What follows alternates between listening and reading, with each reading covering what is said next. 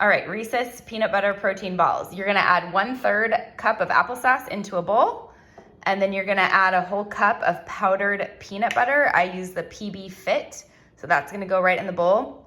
And then you're just gonna stir it all around. Once the consistency looks something like this, you're gonna scoop it into balls onto a plate. We have just parchment paper.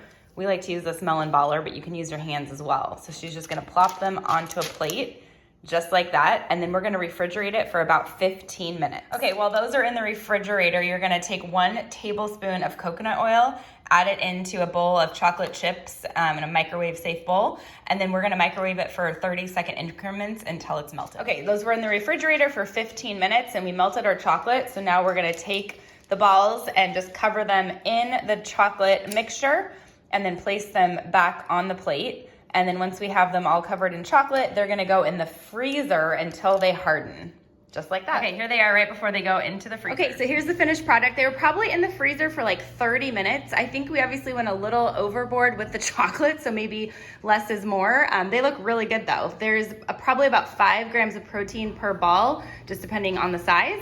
But if you get a couple of them, I mean, it's a pretty good little protein snack. Follow All Mom Does for additional tips, tricks, and daily inspiration.